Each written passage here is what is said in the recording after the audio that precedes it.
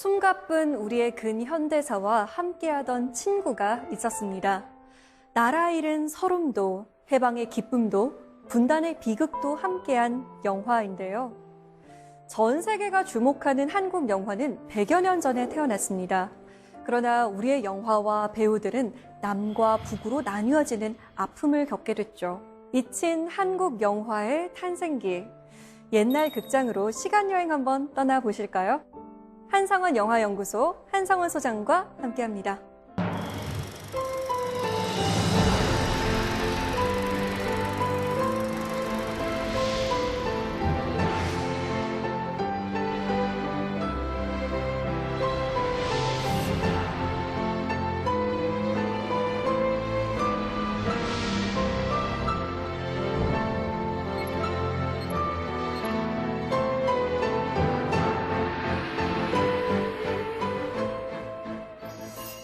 네, 소장님 반갑습니다. 식민과 분단을 테마로 영화사 연구를 하고 계신데요. 그 시절에 특별히 관심을 갖게 된 이유가 있으실까요? 제가 영화사 공부를 하다 보니까요. 해방기라고 하는 시기, 그러니까 해방에서부터 한국전쟁에 이르는 요 5년간의 시기가 아주 문제적인 시간이더라고요. 중간중간에 너무 빈 부분들이 많은 거예요. 그러니까 어떤 사람들은 갑자기 사라지기도 하고 어떤 사람들은 또 갑자기 등장을 하기도 하고 그러다 보니까 이 사람들은 왜 사라졌을까? 이 사람들은 도대체 그 이후에 어떻게 됐지? 그래서 이 부분을 보다 좀 자세히 연구를 해야지 한국 영화 혹은 한반도 영화 혹은 북한 영화 이것을 보다 더 잘 알 수 있지 않을까라고 하는 생각에서 연구를 하게 됐습니다. 최근 전 세계적으로 한국 영화에 대한 관심이 높아지고 있는데요. 그래서 우리나라 영화의 탄생기가 더 궁금해지는 것 같습니다. 오늘 강연 잘 부탁드립니다.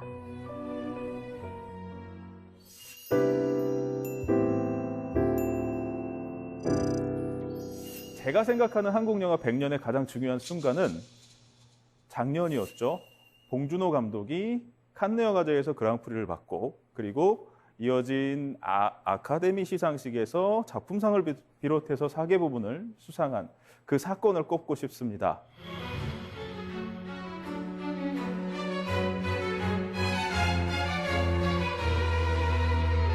봉준호 감독의 이러한 성과, 옛날의 영화인들은 상상조차 못한 일이었겠습니다. 시간을 과거로 한번 돌려보겠습니다. 72년 전이네요. 1948년도 3월 아카데미 시상식이 열리던 때에 우리의 영화인 2명이 아카데미 시상식에 초청받게 됩니다. 한 명은 군정청 예술과장이었던 영화감독 안철영이라고 하는 분이었고요. 다른 한 분은 영화배우로 유명했던 김소영이라는 분이었습니다. 이 두 분이 당시 헐리우드에서 활동하고 있던 가장 유명했던 동양인 배우 필립 안의 주선으로 아카데미 시상식에 참석하게 됐는데요. 이 필립 안이라고 하는 분은 우리가 잘 알고 있는 도산 안창호 선생의 장남이시죠. 이 필립 안이 주선해서 이 두 분이 아카데미 시상식을 참관하게 됩니다. 그리고 안철영 감독은 그 아카데미 시상식의 객석에 앉아서 하나하나 메모를 하기 시작해요. 그때의 감정에서부터 어떤 일이 있었는지 그리고 시상식이 끝난 이후에 리셉션과 그다음에 영화인들끼리 파티 이런 것까지 다 기록을 하게 되죠. 그리고 본인이 헐리우드 여러 지역을 참관한 것까지 다 모아가지고 다음 해에 성림기행이라고 하는 기행문을 발간하게 됩니다.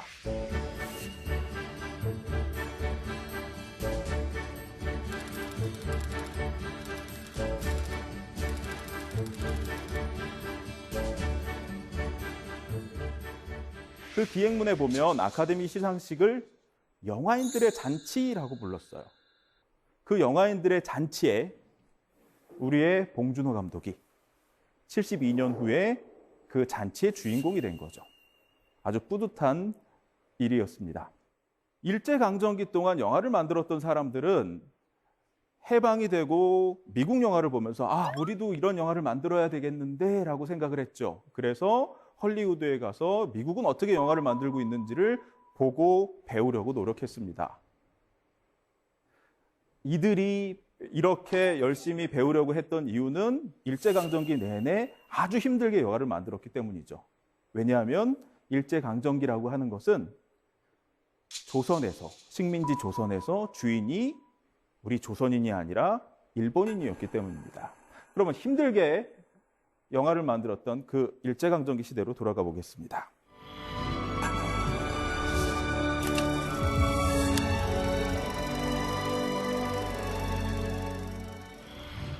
2019년, 재작년이었죠. 2019년이 한국영화 100년이 되는 해라고 다양한 행사들이 있었습니다. 그러니까 한국 영화가 만들어진 거는 2019년의 100년 전인 1919년이었겠죠. 1919년은 3.1운동이 일어난 해이기도 합니다. 그 해에 최초의 한국 영화가 만들어집니다. 최초의 한국 영화는 의리적 구토라고 하는 영화라고 합니다. 이 영화는 연쇄극이에요. 영화라고 부르지 않고 연쇄극이라고 부르는 거죠. 왜냐하면 우리가 일반적으로 알고 있는 영화와는 좀 달랐어요. 연쇄극이라고 하는 것은 뭐냐? 심파극을 공연하는 중간에 어떤 장면을 필름으로 찍어서 연극을 하다가 그 장면에서 스크린이 내려오고 그 스크린에 필름을 영사하는, 그래서 영화를 보여주고 그 장면이 끝나면 다시 연극을 하는, 그러니까 연극과 영화가 결합된 형태의 흥행물이었죠. 이게 1차 세계대전 이후에 우리나라를 비롯해서 일본 이런 데에 크게 유행하게 됩니다. 이 연쇄극의 시대가 한 2년 정도 지나가게 돼요. 대단한 흥행을 하고 많은 사람들이 이 연쇄극을 보기 위해 극장에 갔었죠. 그러다가 연쇄극의 인기가 사그라들고 우리가 알고 있는 영화의 시대가 시작이 됩니다. 처음 만들어졌던 영화들, 여러분 어떤 영화가 처음에 만들어졌을 것 같아요? 크게 두 가지로 나눌 수 있습니다. 하나는 춘향전, 장화홍련전, 심청전과 같은 고소설을 영화로 만든 것이고요.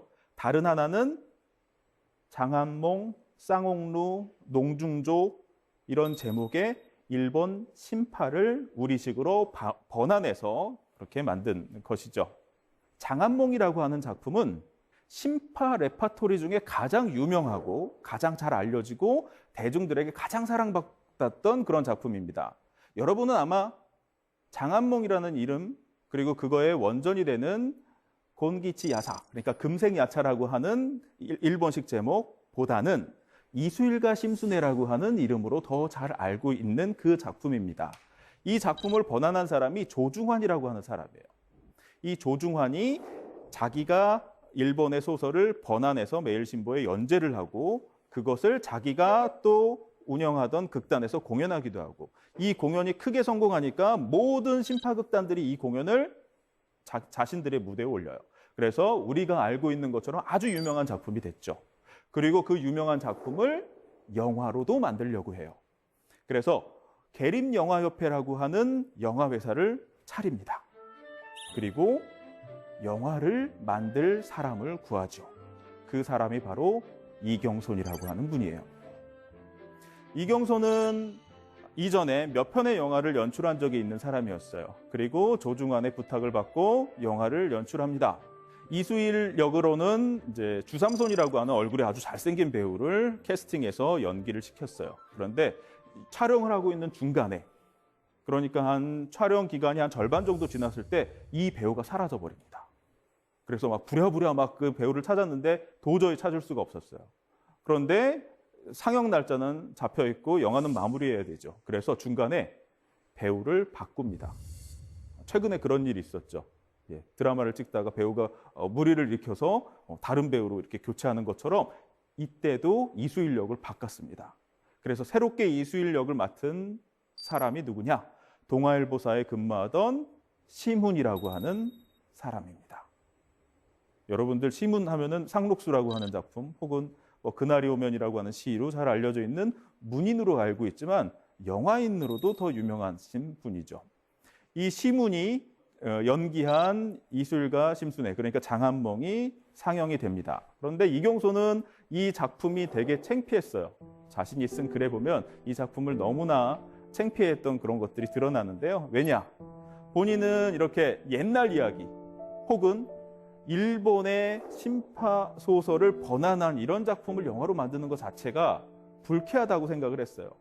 그럼에도 불구하고 영화를 만들 수밖에 없었던 이유는 자신이 만들고 싶은 우리 사회의 모순과 문제들을 포함한 이런 것을 영화로 만들기에는 투자해줄 제작자가 없었던 거죠.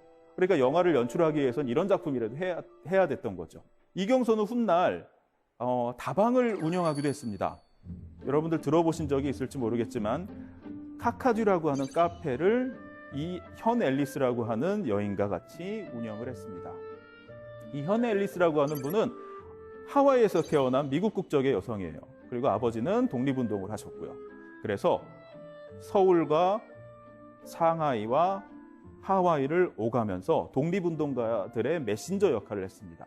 그리고 서울에서 본격적으로 활동하기 위해서 카페를 낸 거죠. 이것을 이경선과 같이 운영하기도 했고요.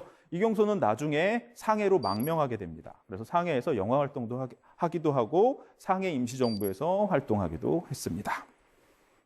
이경선이 만들고 싶어 했던 현실 문제를 다룬 그런 영화는 나훈규에 의해서 만들어집니다. 우리가 잘 알고 있는 아리랑이라는 영화가 바로 그 영화죠.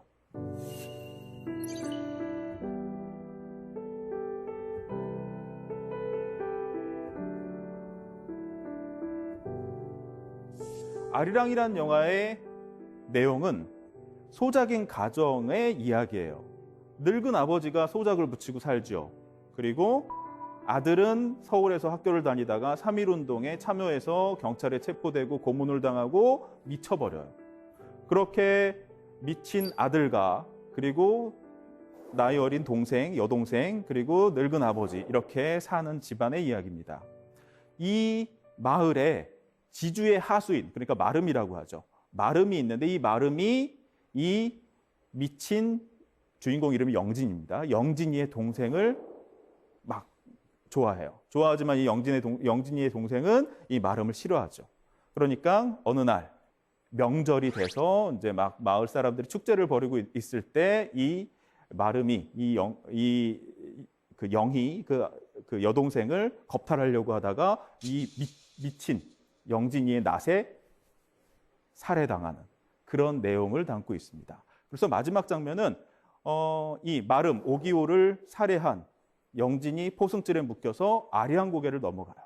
아리랑 고개를 넘어가면서 마을 사람들이 노래를 같이 부르기 시작하는 거죠. 그 노래가 우리가 잘 알고 있는 아리랑이라는 노래예요. 그래서 아리랑이라는 노래가 전국적으로 유행하게 된 데에는 이 영화 아리랑의 영향이 아주 컸던 거죠.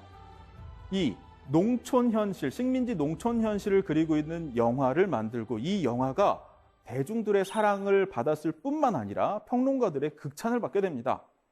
카프 출신의 평론가 최승일은 이런 얘기를 했어요. 이제 소설의 시대는 끝났다. 우리 최초의 근대소설이라고 하는 무정이 1917년에 만들어졌는데 이 영화 아리랑은 1926년에 만들어졌죠. 그러니까 근대소설이 시작되고 10년 만에 소설의 시대는 끝났다라고 얘기했을 정도로 엄청나게 큰 충격을 줬던 그런 작품이었던 거죠. 그리고 그 영화에 출연했던 주인공 영진 역의 나훈규, 그리고 마름 오기오 역의 주인규, 이 두 사람은 친구 사이였어요. 그러니까 영화계에 들어가기 전부터 같이 연극 활동을 하던 친구 사이였는데 이 아리랑을 만들고 나서부터 사이가 갈라지기 시작합니다. 왜냐? 나훈규는 기독교인이에요. 기독교인이고 우리 기독교 계통의 민족주의 쪽에 이렇게 민족주의자, 민족운동 쪽에 이렇게 서 있었던 분이고 주인규 같은 경우는 사회주의 계통에서 활동하던 그런 인물이었어요. 그러니까 1926년에 아리랑이 나오고 나서 아리랑 이후에 영화를 어떻게 만들 것인가, 그리고 당시 식민지 현실을 어떻게 볼 것인가에 서로 균열이 생기기 시작한 거죠.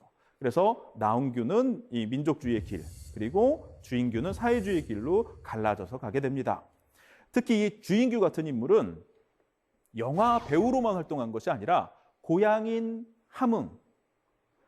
함흥에 당시 동양에서 가장 큰 비료회사가 만들어집니다. 조선질소 비료회사라고 하는 회사가 만들어지는데 그 비료회사가 환경이 너무 안 좋아서 매일 사람들이 죽어나가는 죽음의 공장이라고 불렸던 그런 곳이에요. 그래서 이 주인규라는 분이 그 공장에 위장 취업을 하게 돼요. 노동자로 위장 취업을 한 다음에 노조를 조직하죠.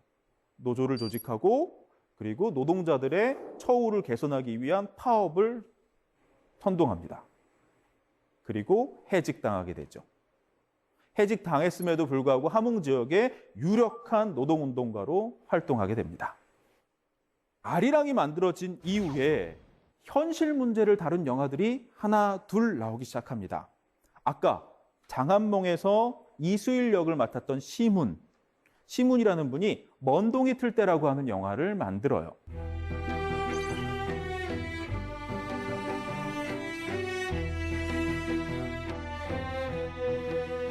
이 영화는 주인공이 독립운동을 하다가 감옥에 간 사람이 주인공이에요. 그래서 감옥에서 나와서 여러 사람들을 만나고 그 만나는 사람들의 어려운 환경들과 어려운 그런 모습들을 보고 본인은 감옥에서 나온 사람이니까 본인이 죄를 뒤집어 쓰고 다시 감옥으로 가는 그런 이야기를 만들어냅니다.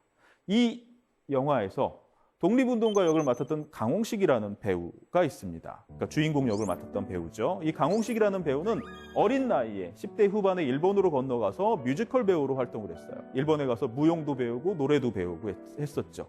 그래서 우리나라에서 가장 유명한 무용가 최승희의 스승인 이시바쿠의 첫 번째 제자가 이 강홍식이기도 했습니다.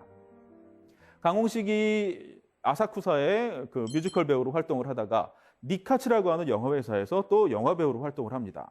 그러다가 장안몽을 만들고 있던 서울에 잠깐 방문을 해서 일본에서 활동하고 있는 영화배우라고 그러니까 거기 특별 출연을 한 거예요. 이수일의 친구 역인 백낙관 역으로 출연을 했던 거죠. 그러면서 이수일 역을 맡았던 시문과 친해져요. 그래서 시문이 내가 영화를 만들 텐데 네가 좀 꼭 출연해달라라고 해서 일본에서 활동을 접고 조선으로 건너와서 배우 활동을 시작합니다. 그래서 그 이후에 연극 배우로도 활동을 했고요. 영화 배우로도 활동했고요. 연극 연출가로도 활동을 했고요. 30년대는 가수로도 활동을 합니다. 그래서 우리가 잘 알고 있는 뭐 처녀총각이나 유쾌한 시골 영감 같은 그런 아주 유명한 노래를 부르기도 했던 그런 배우이기도 합니다. 1920년대 중반이 되면 이제 사회 현실을 다룬 영화들이 하나 둘 나오기 시작하다가 이제 그런 그룹들이 생기기 시작해요. 1925년에 만들어진 단체가 있습니다. 조선 프롤레타리아 예술가 동맹이라고 하는 단체인데요. 약칭 카프라고 부릅니다. 우리가 그냥 보통 카프라고 부르는 그런 단체죠. 그 단체가 만들어지고 그 단체에 소속되어 있는 사람들 중에 영화에 관심 있는 사람들이 모여서 영화 활동을 시작하게 됩니다. 이 사람들은 노동자 농민들이 주인공이 된 그리고 노동자 농민들을 위한 영화를 만들기 시작해요. 그래서 4편의 영화를 만들어냅니다. 이 영화를 만들었던 사람들은 기존의 영화계에서 활동하던 사람들이 아닌 젊은이들 그리고 문필가로 이름을 좀 떨치고 있던 인물이에요. 대표적인 인물이 카프의 서기장을 역임했던 시인 이마, 현해탄이라는 시로 유명한 시인이죠. 시인 이마를 비롯해서 윤기정, 그리고 뭐 김유영, 서광재, 강호, 추민 뭐 이런 분들이 카프에 소속되어 있으면서 카프 영화를 만들어냈어요.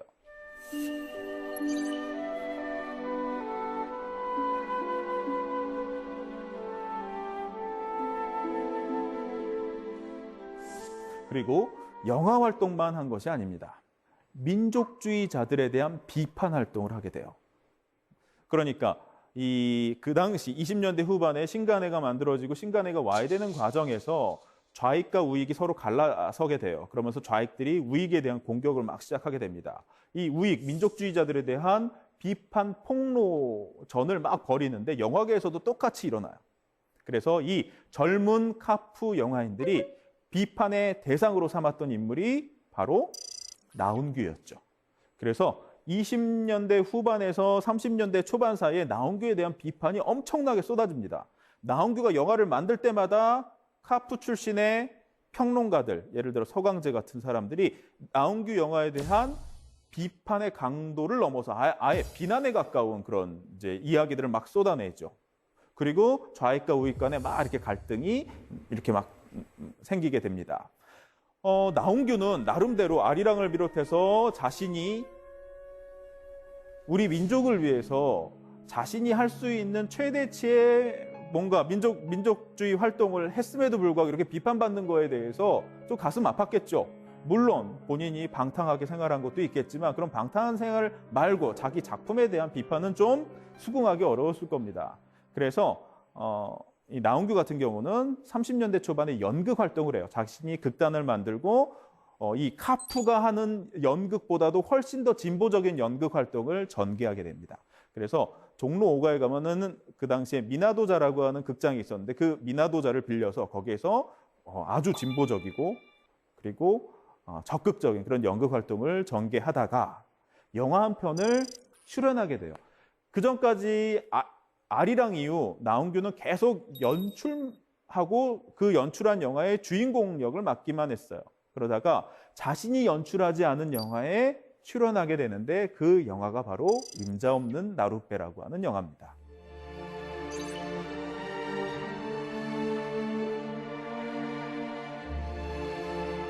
임자 없는 나룻배의 이야기는 이래요. 농촌에 살고 있는 한 부부가 주인공이죠. 이 부부가 농촌에서 열심히 일을 하지만 일제가 조선을 식민지로 삼고 나서 토지조사 사업이니 뭐니 하면서 소작도 뺏기게 되고 고향에서 쫓겨나게 돼요. 거기에 저항하다가 감옥도 가죠. 그래서 감옥에 있으면서 막 화가 막 나 있는 상태에서 부인은 또 자신이 감옥에 가 있는 사이에 떠나버리고 그리고 감옥에서 나와서 어린 딸과 함께 생활해야 되죠. 그러니까 생활할 게 없어요. 그러니까 나루토에서 뱃사공을 합니다.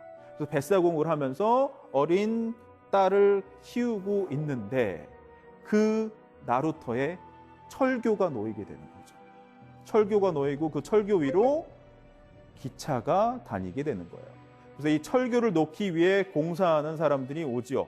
그 공사장 간부, 감독관이 자신의 딸을 겁탈하려고 해요. 너무 격분한 거죠. 격분해서 도끼를 들고 그 감독관을 살해하고 그리고 저놈의 기관차, 기차 저것 때문에 우리 가족이 다 비참한 생활 속에 살 수밖에 없구나라고 하고 이 도끼를 들고 막 달려오는 기차에 뛰어들죠. 그리고 영화 끝납니다. 이런 식민지 시기의 어떤 산업화라고 하는 것은 어떻게 보면 일제의 조선 침략의 일환이었던 거죠. 그 조선 침략의 모습을 이렇게 영화를 통해서 메타포적으로 이제 설명을 했던 영화가 임자 없는 나룻배라고 하는 영화였고요. 이 영화에 출연했던 배우 둘, 그러니까 나운규와 김현실, 그리고 이 둘의 딸 역을 맡았던 배우가 문예봉이라는 배우입니다. 문예봉이라는 배우가 이 영화로 영화계에 데뷔하게 되죠. 이 이후에 이야기하는 내용은 문예봉의 전성시대에 관련된 이야기일 수도 있어요. 문예봉이 얼마나 인기가 있었는지는 그 당시에 만들어진, 그러니까 30년대 중반 이후부터 한 55년까지 만들어진 영화들이 문예봉이 주인공이거나 아니면 문예봉을 주인공으로 캐스팅하고 싶었지만 실패한 영화로 나뉠 정도로 문예봉은 대중의 사랑을 크게 받았었죠. 1935년 춘향전이라는 영화가 만들어집니다. 이 영화는 우리나라에서 만들어진 최초의 토키 영화, 그러니까 발성 영화입니다. 영화가 이전까지는 변사가 영화를 설명해 줬어요. 변사가 영화를 설명해 줬는데 이제 변사의 목소리가 아닌 배우의 목소리를 직접 들을 수 있는 시대가 됐습니다. 그 첫 번째 영화가 춘향전이었고 춘향전의 주인공인 춘향역은 바로 문예봉이 맡았던 거죠. 그래서 문예봉은 우리나라 영화 역사상 첫 번째 목소리를 대중에게 알린 그런 영광스러운 그런 위치에 있는 배우가 된 거죠. 여러분들 무성 영화를 만드는 것과 그 다음에 토키 영화를 만드는 것 어떤 것이 훨씬 더 비용이 많이 들까요? 아무래도 오디오 관련해서 작업도 해야 되니까 말하는 영화가 더 돈이 많이 들지 않았을까요? 그러면 그 차이가 한 얼마 정도 됐을까요? 한 1.5배 정도 되진 않을까요? 말하는 영화들 중에서 제작비가 좀 적게 든 영화랑 비교한다면 한 우리 아나운서님 말씀하신 것처럼 2배나 3배 정도. 그런데 더 대작 영화들, 엄청난 스케일의 영화들도 만들어졌거든요. 네. 그런 영화 비교한다면 거의 10배 이상 차이가 났습니다. 10배요? 그러니까 어마어마한 양의 금액과 인력과 자재와 뭐 이런 것들이 들어가서 영화가 만들어진 거죠. 그러니까 아예 영화를 제작하고 본격적으로 배급할 수 있는 그런 거대한 영화 회사가 등장해야 된다라고 하는 논의가 막 나오기 시작하고 실제 그런 회사가 등장하기도 했습니다. 어떤 회사였냐면 최남주라고 하는 분이 있었어요. 전라도 광주 출신의 영화를 아주 좋아하는 청년이었어요. 그래서 영화 배우가 되기 위해서 영화학교도 다녔어요. 그리고 영화학교를 1년짜리 코스 영화학교를 졸업하고 나서 너무 아쉬우니까 자기가 돈이 많아요. 그래서 자기 돈으로 영화를 한 편 만들기도 했어요. 자기가 시나리오를 쓰고 자기가 주인공을 해서. 그리고 영화를 연출할 수 있는 사람을 데려다가 영화를 만들기도 했죠. 그리고 그 한 편을 끝으로 난 영화 말고 다른 걸 해야지 하고 했던 게 금광을 찾으러 다닌 거예요.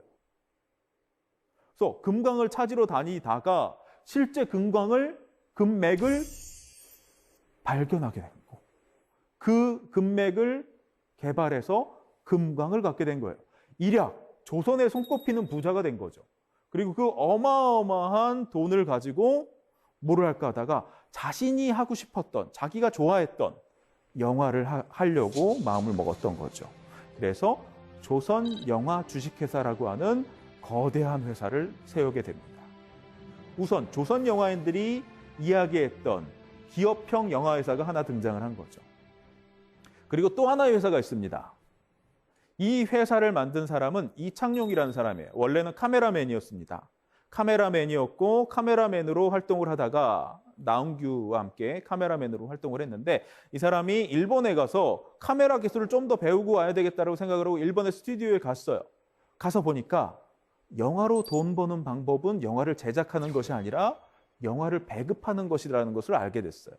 그래서 공부하다가 다시 돌아와요. 그리고 영화 배급사에 들어가요. 기신양행이라고 하는 영화 배급사에 들어가서 배급업을 배우죠. 그리고 전국을 다니면서 영화 관계하는 사람들과 친분을 맺어요. 그리고 그 사람들과 함께 협회를 만듭니다. 그게 고려영화협회라고 하는 영화회사예요. 그래서 이 고려영화협회는 영화 배급을 주로 했어요. 그리고 주로 영화 배급을 하면서 나중에 영화 제작으로 나아갔죠.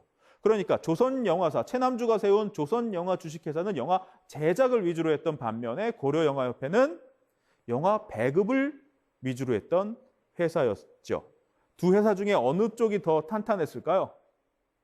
돈은 조선영화 주식회사가 많았지만 회사가 탄탄한 거는 수익을 낼 수 있었던 거는 이 고려영화협회가 수익을 더 많이 낼 수 있었던 거죠. 왜냐하면 조선영화사가 만든 영화도 고려영화협회를 통해서 배급이 됐어요. 배급망을 다 갖추고 있기 때문에. 이들이 만든 영화 한번 어떤 영화인지 보겠습니다. 조선영화사에서는 이광수 원작의 무정이라는 작품을 영화로 만들기로 합니다. 무정이라는 작품이 가지고 있는 한국 문학사에서의 위상 같은 것들이 있죠. 우리나라 최초의 근대소설이다. 그 당시 가장 영향력 있던 이광수의 작품이다. 뭐 이런 것들이 있죠. 이런 작품을 영화로 만드는 것 자체가 화제성이 아주 큽니다. 모든 매체에서 무정에 대해서 이야기를 하죠. 무정이라고 하는 작품이 영화화된다. 그리고 그 작품에 누구를 캐스팅한다. 누가 연출을 한다. 무정을 이광수가 이렇게 이야기했다. 뭐 이런 등등등등의 화제적인 이야기들이 막 나오게 됩니다. 고려영화협회에는 창립 작품으로 시문의 상록수를 영화화하기로 합니다. 그래서 시문이 동아일보의 연재를 끝내고 나서 그것을 시나리오 작업을 하기로 해요. 그리고 시나리오 작업을 같이 하려고 했던 사람들이 시문의 친구였던 강홍식과 윤봉춘 이 세 사람이 모여서 이 작품을 영화할 준비를 시작을 합니다. 그러다가 시문이 장티푸스에 걸리죠. 그리고 갑자기 사망해버려요. 그래서 상록수의 영화화는 실패하게 됩니다. 그리고 영화를 바꾸게 돼요. 중국에서 온 전창근이라고 하는 사람이 시나리오를 쓴 복지만리라고 하는 작품이 고려영화협회의 창립 작품이 됩니다. 복지만리라고 하는 작품은 무려 그 당시 무성영화를 제작하는 제작비의 한 10배 정도를 썼어요. 어마어마한 비용이 투자돼서 만들어진 거대한 작품이었죠. 이 시기는 소위 문예영화라고 하는 것이 막 본물 터지듯이 막 나오던 시기입니다. 무정을 시작으로 해서 많은 영화들이 원작 소설을 영화화하는 경우들이 생기는 거죠. 그래서 영화를 오리지널 시나리오를 가지고 영화를 만드는 것이 아닌 기존의 문학 작품들을 영화화하는 식으로 영화를 만들기 시작합니다. 그리고 거대한 제작비가 들여서 영화를 만들다 보니까 검열에서 어떤 장면들이 잘려나가거나 아니면 너무나 이건 심각하다라고 하는 이유로 검열에 통과되지 못해서 상영하지 못한다면 엄청난 제작비를 투자한 제작사는 파산할 수도 있는 상황인 거죠. 그러니까 영화를 어떻게 만들어요? 일제가 원하는 가이드라인에 맞춰서 영화를 만듭니다. 1938년부터 일제는 영화에서 이런 부분은 안 되고 이런 부분은 되고 이런 부분은 적극적으로 권장해서 만들어라 라고 하는 가이드라인을 제시해줘요. 영화인들은 그 가이드라인에 맞춰서 영화를 만들죠. 그리고 이 만들어진 영화가 조선 내에서 상영해서는 수익을 낼 수 없죠. 그러면 영화를 수출해야 되겠죠. 그래서 일본에 조선인들이 많이 살고 있는 일본에도 수출을 하고 만주에도 수출하고 그리고 일본이 침략 전쟁을 벌이면서 영향력을 확대하고 있는 중국에도 수출을 하고 동남아에도 수출하면 좋겠죠. 관객이 훨씬 많아지니까. 이러니까 조선 영화인들이 어떻게 해요? 일제 침략 전쟁에 동참하게 됩니다. 일제가 전쟁을 통해서 세력이 확대되면 확대될수록 우리의 시장도 넓어질 거다라고 생각을 하고 그런 영화를 만들려고 노력하는 거죠. 이 식민지 시대에 영화인들이 억지로 시켜서 뭐 전쟁 선동 영화 이런 영화들을 좀 만들었다고 하셨는데 그럼 관객들의 반응은 어땠는지 궁금해요. 실제로 많이 가서 봤나요? 그 당시에 극장에 상영할 필름들이 부족했습니다. 그러니까 일본이 전쟁을 치르면서 전쟁의 상대국인 미국, 프랑스, 영국 이쪽에서 제작된 영화들이 수입되지 않죠. 그러니까 영화가 기존에 상영됐던 필름들보다 훨씬 적은 수의 영화만이 상영되던 시기여가지고요. 극장의 프로그램의 많은 수를 실연물, 그러니까 연극으로 채웠어요. 연극이나 악극이나 이런 실연물로 채웠는데 그 실연물 사이에 영화가 하나 상영된다고 생각해 보세요. 그러면 되게 신나겠죠. 그러면 그 영화가 선전 영화이든 혹은 선전 영화가 아니든 간에 그 영화를 가서 재밌게 볼 수 있는 요건은 성립이 됐죠. 그런데 일제는 그것을 선전 목적으로 만들었으니까 보다 많은 사람들이 봐야 되잖아요. 그래서 학교에서 단체로 가서 보게 만들고 그 다음에 직장인들은 출근하기 전에 어느 극장에 가서 아침에 영화를 보고 와라 라고 하는 식으로 거의 반강제적으로 영화를 보게 만듭니다. 그러면 엄청나게 많은 수의 관객들이 그 선전 영화를 보게 되는 거죠. 그러다 해방이 됩니다. 1945년 8월 15일 날 해방이 되고 해방된 다음 날 영화인들이 조선 영화사에 보관되어 있던 카메라 필름을 꺼내 들고 거리로 나가서 만세를 부르고 있는 시위대를 촬영하기 시작합니다. 이제 일제의 선전 영화가 아닌 해방된 조선인들을 촬영하기 시작했어요. 그 하루 매일매일이 다 역사적인 순간이었던 거죠. 해방이 되고 나니까 정말 많은 사람들이 쏟아져 나옵니다. 조선 영화사에서 영화를 만들고 있던 기존의 영화인들도 있고요. 그 다음에 영화계를 떠나서 만주로 떠나거나 아니면 고향으로 돌아갔거나 이미 영화를 포기했거나 이런 사람들도 영화계에 다시 등장해요. 그리고 영화를 하고 싶었지만 여러 가지 여건상 하지 못했던 사람들도 해방이 되고 나서 영화를 하기 위해 서울에 옵니다. 정말 많은 수의 새로운 이름들을 발견할 수 있어요. 이 해방기 때는. 그리고 이 사람들의 하나의 목표는 통일된 민족국가 수립입니다. 해방과 함께 38도선, 북위 38도선 이남은 미군이 점령하고 이북은 소련이 점령했죠. 해방과 동시에 분단이 됐어요. 그리고 해방된 조선인들은 이 분단된 조국을 통일한 정부가 수립되는 것이 우선 첫 번째 목표였던 거죠. 그래서 그 목표를 위해서 나름 자신의 위치에서 엄청나게 열심히 노력합니다. 그런데 이데올로기적 갈등, 좌익과 우익 간의 갈등, 그리고 분단이라고 하는 현실, 이것으로 인해서 영화인들이 목표는 같지만 서로 다른 길로 향해 가게 되죠. 많은 수의 영화인들이 이 시기에 이름을 등장시켰다가 48년도, 50년도 이렇게 지나면서 이름이 사라져 버립니다. 특히 일제강점기부터 활동하던 영화인들 있죠. 유명한 영화인들. 제가 이 시간에 소개해드렸던 많은 수의 영화인들이 갑자기 이름이 사라져버려요. 그래서 제가 너무 궁금했어요. 왜 한국전쟁을 겪으면서 그렇게 많이 일제강점기 때 활동했던 영화인들이 도대체 어떻게 됐던 것일까? 왜 이름이 사라졌던 것일까? 라고 생각해서 조사를 했어요. 그랬더니 아리랑에 출연했던 배우 주인규 같은 경우는 북한에서 북한 영화의 총책임자가 돼 있었어요. 그리고 시문이 만든 먼동이 틀 때에서 주인공을 맡았던 강홍식 같은 경우도 북한에서 만들어진 최초의 예술 영화, 그러니까 극영화의 연출가로 활동하고 있었어요. 그리고 무성 영화 시기 여배우 중에 가장 큰 인기를 얻고 있었던 김현실. 물론 김현실은 30년대 후반부터 영화에 잘 출연하지는 않았습니다. 그렇지만 그 김현실도 1950년 북한으로 가서 그 이후에 북한에서 배우로 활동하고 있더라고요. 그리고 35년부터 조선 영화를 상징했던 배우 문예봉. 이 문예봉은 48년도에 북한으로 가서 북한에서 처음으로 만들어진 내 고향에서부터 북한 초기 영화의 여주인공 역을 도맡아서 북한에서 활동하고 있었어요. 이런 영화인들은 우리의 영화사에서 지워져 버렸어요. 그리고 그 활동 내역이 축소돼서 서술돼 있습니다. 그러니까 제가 해방기를 연구하면서 등장했던 많은 영화인들에 대해서 궁금증을 가질 수밖에 없었던 거죠. 왜냐?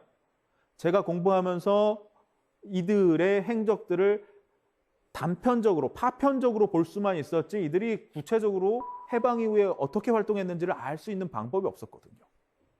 방금 얘기 드렸던 강홍식, 문예봉, 그다음에 윤용규 등등등 많은 수의 월북 영화인들이 68년도에 숙청당했어요. 다행히 이분들은 얼마 안 있어서 다 복권이 됐습니다. 하지만 어떤 특정 기간, 그러니까 80년대 중반까지는 이 사람들의 이름을 북한의 영화사 책에서 찾아볼 수가 없었죠. 그러니까 우리가 알고 있었던 해방 공간에 등장했던 많은 영화인들 중에 일제강점기부터 활동했던 중요한 영화인들의 행적을 잘 알 수가 없었던 거죠. 이렇게 한국 영화사에는 아직도 큰 덩어리의 빈 곳들이 남아 있습니다. 일제강점기 때 활동 내역들, 그들이 숙청당했다 혹은 월북했다라는 이유로 그들에 대해서 침묵했던 오랜 시간이 있어요. 76년 동안 그 사람들에 대해서 이야기를 할 수가 없었습니다. 그 사람들을 기억하고 있던 사람들이 기록할 수 없었어요. 그렇기 때문에 아직도 많은 빈 부분들이 남아있고 이 빈 부분들은 일제강점기에만 한정된 것이 아닙니다. 해방 이후에도 아직도 빈 곳들이 많이 남아 있습니다.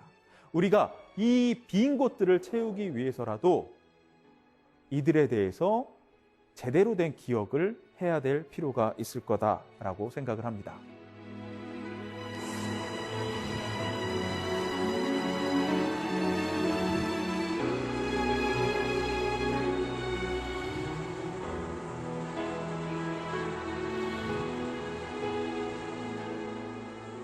지금까지 한국 영화가 만들어진 그 시점부터 일제강점기 때까지, 그리고 일제강점기를 지나서 해방 이후에 영화인들이 남북으로 흩어져서 활동하게 되는 그 과정을 이야기했습니다.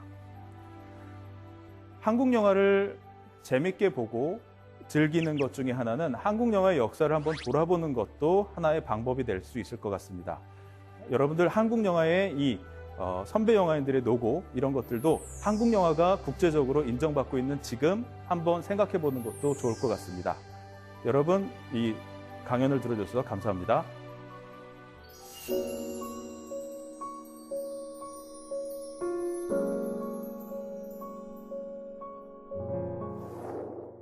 네, 소장님 강연 잘 들었습니다. 한 영화에 출연했던 이들이 남한 배우로 또 북한 배우로 갈라져야만 했던 시대. 강연을 들으면서 잃어버렸던 한 조각을 찾은 듯한 그런 느낌이었어요. 그렇죠. 남과 북이 같은 뿌리를 가지고 있거든요. 그러니까 일제강점기 영화사를 서로 공유하고 있습니다. 그렇기 때문에 일제강점기 영화사를 같이 공유하고 같이 역사를 함께 하면서 그 다른 가지를 뻗어나간 거거든요. 그러니까 남한이라고 하는 가지와 북한이라고 하는 가지가 서로 이렇게 갈라져가지고 서로 잎을 피우고 꽃을 맺고 뭐 이랬던 거죠.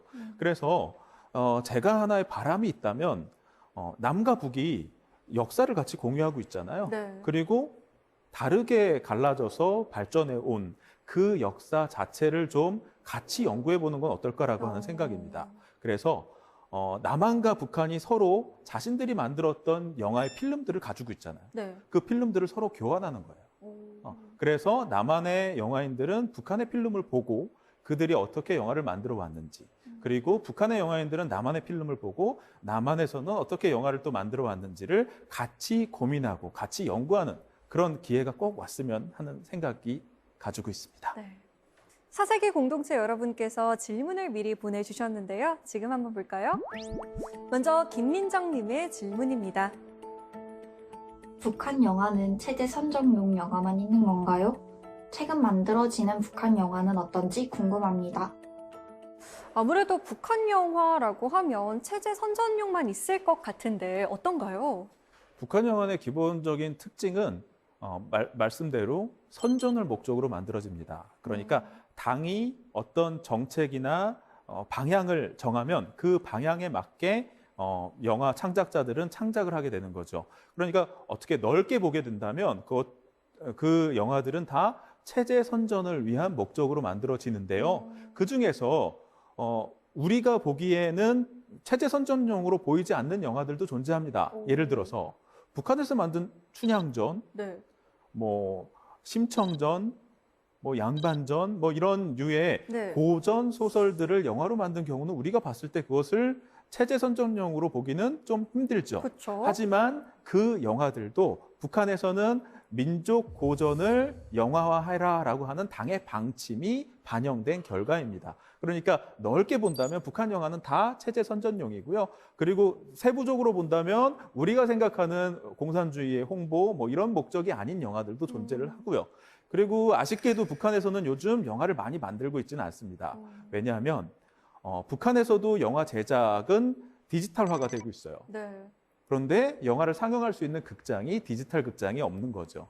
그러니까 꼭 영화를 만들 필요는 없는 거죠. 그래서 영화보다는 TV 드라마 같은 형태로 훨씬 더 많은 수의 드라마들이 창작이 되고 있는 걸로 알고 있습니다. 자, 두 번째 질문 받아보겠습니다. 박준영님의 질문입니다.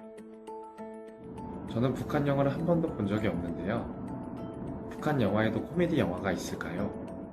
아무래도 체제 선전용이다 보니까 좀 진지하고 좀 재미없는 내용만 있지 않을까라는 생각도 들어요. 어때요?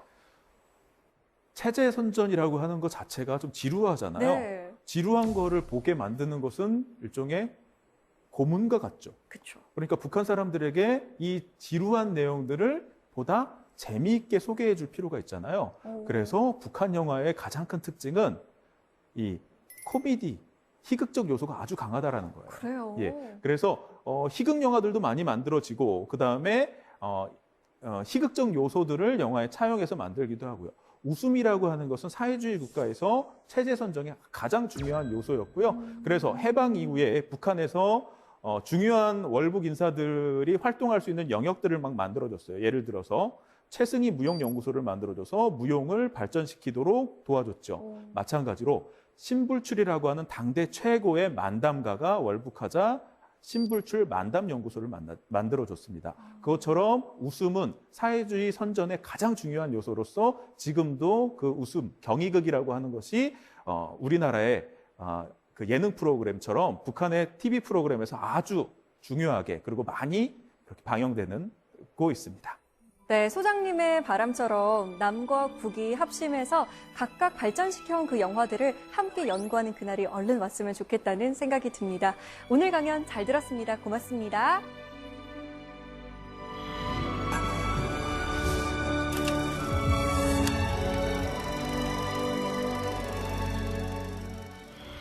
여기 한겨울에도 산을 타는 산악인들이 있습니다.